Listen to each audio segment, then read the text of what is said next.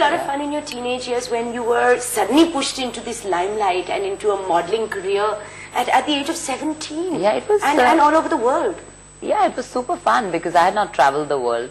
And suddenly I had to go. My first visit was to America. And I was living in this, you know, first I was staying with Katie Ford and Eileen Ford. Staying with Yes, them. I was living with the family. And it was very, you know, like highly disciplined family. At 7 o'clock in the evening, I was put to bed. But that was bad. And then on, I moved on to the model house. And that's when the fun began, you know. Was it wild? Was it the model house? Yeah, they were wild. I lived with like a bunch of mad women. So what's the wildest thing you did there?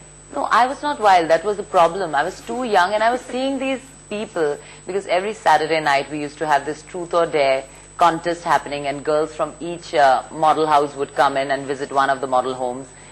And they would ask the most embarrassing questions. And to me, at that point of time, it was something like an eye-opener for me. This nice little bomb girl is gone. Yes, it was quite funny because I remember I was asked one question which is extremely embarrassing and I said the truth because I had asked for the truth.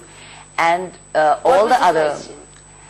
Come on. It was definitely a question related to, you know, when was your first time and things like that. And I said, no, it's never happened. So that was it. Okay, they were shocked. The next day in the agency, I was the biggest joke. I was so naive and completely thrown into another world and seeing the world. Why did you give it up and come to India then? I was very homesick. I could stay there, but I couldn't adapt to America completely. But when I went to Paris, I took a break, came back to Bombay and went to Paris. I loved it.